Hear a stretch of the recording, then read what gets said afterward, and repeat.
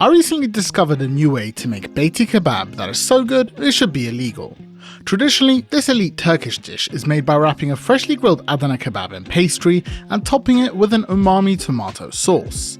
It's so good that it's my favourite dish to order at Turkish restaurants.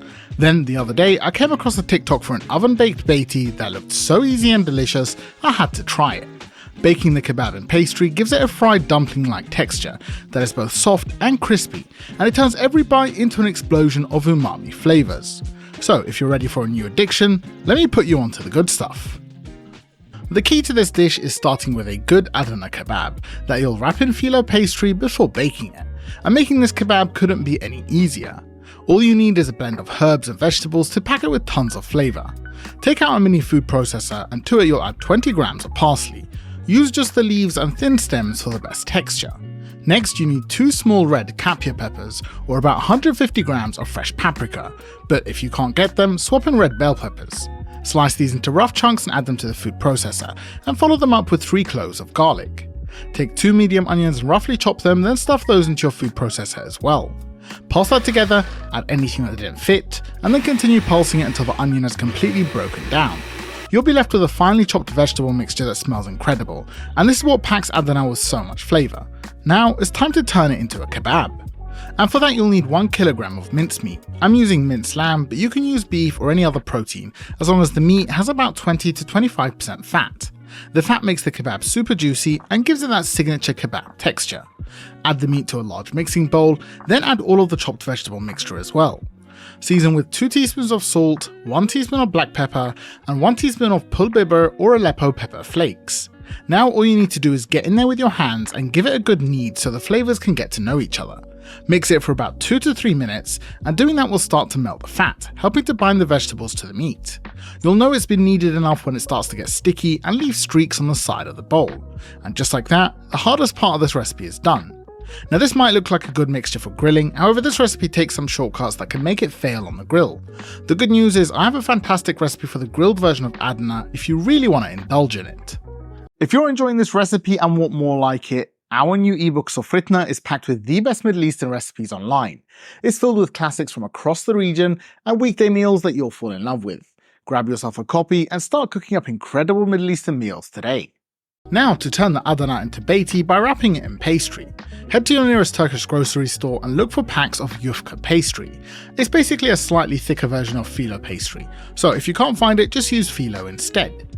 You'll need about 600 grams or 6 large sheets to use up the full amount of meat. Unwrap your pastry, and more often than not the store-bought kinds are damaged and torn. To work around that, you'll use more than 1 layer of pastry when wrapping the meat. For yufka, the sheets are kind of long, so I recommend slicing them in half and using 2 layers stacked on top of each other. For filo, cut the sheets to a similar size and stack 2 to 3 instead. Before stacking the pastry, you should laminate it with a layer of butter so it crisps up. Add 100 grams of butter to a ramekin and melt it in the microwave. Then when it's liquid, brush the surface of your first pastry sheet with a good coating of melted butter. When it's fully coated, add your second sheet. If there are any tears in the pastry, place them on opposite ends so they don't overlap. You should now have a double layer of pastry, and you can repeat the buttering and layering process to add a third one if you need. Now brush the far edge of the pastry with a coat of butter. This is needed to hold the roll together once we've sliced it, and that's how you prep the pastry. Now it's time to turn the kebab into rolls. Leave a small gap from the bottom of the pastry, then start spooning the Adana across the pastry in a line.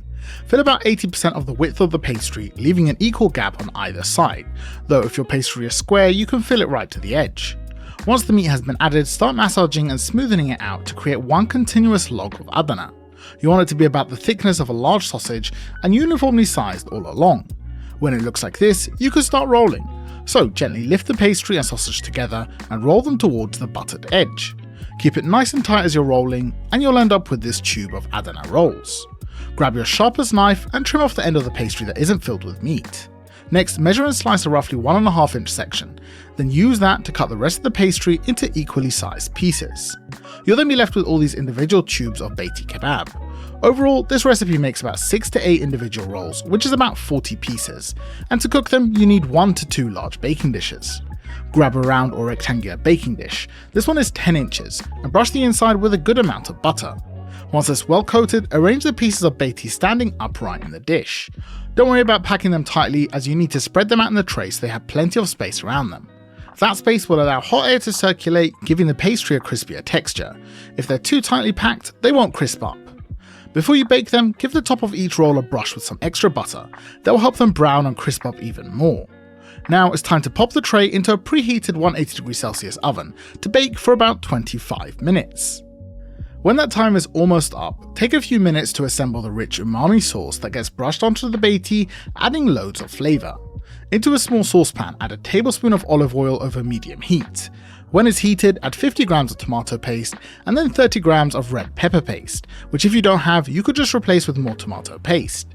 Fry these in the oil for about 2 minutes until they soften and you've cooked off the rawness. Now season it with a quarter teaspoon of salt, then add in 250 milliliters of water. Stir well to dissolve the paste, then when there are no lumps, bring it up to a light boil. Once you see bubbles like this, the sauce is ready to be taken off the heat. When the 25 minutes are up, pull the tray of Beyti out of the oven. The pastry should have crisped up on top and the meat should have browned nicely, but it's about to get a lot better. Spoon a bit of the tomato sauce onto each Beyti roll to coat the kebab in the sauce. Then when you've done the whole tray, pour more of the sauce around and between the rolls so it drips down along the pastry. Now that it's well coated, put the tray back in the oven to bake for another 20 minutes. This final cook will reduce the sauce, glazing the Beyti in tons of umami flavours. When the time is almost up, take a few minutes to put together a delicious garlic yogurt sauce that will be perfect for breaking the richness of the kebab. Into a bowl, add 500 grams of Greek or Turkish yogurt, a quarter teaspoon salt, and then crush 1 teaspoon of dried mint into the bowl. Add a few tablespoons of warm water, and then finally grate in a small clove or half a clove of garlic. Mix that all together well to get rid of the lumps, then give it a taste and adjust the seasonings. The consistency should be dip-like so it's easy to spread on a plate, but you can thin it out to a saucier texture if you wish. Now it should be time to pull the Beyti out of the oven and admire your handiwork. The sauce will have glazed the outsides of the rolls, giving them a nice colour and softening the bottoms. On top, they should still be crispy, and that contrast is why these are so fun to eat and so similar to fried dumplings. Before serving, it's time to decorate and make it look all pretty. Thin out some of the yogurt and drizzle it around the dish, then garnish with chopped parsley and sprinkle over some biber flakes. After adding a sprinkle of dried mint, the Beyti is officially a stunner. To make individual portions, spread a bed of garlic yogurt on a plate, then top it with a few Beyti and garnish. I know these dishes look ridiculously good on camera, but trust me, they taste even better. It's been hard to resist not eating these as soon as they came out of the oven. They look so good, they smell so fantastic. Let's give it a try.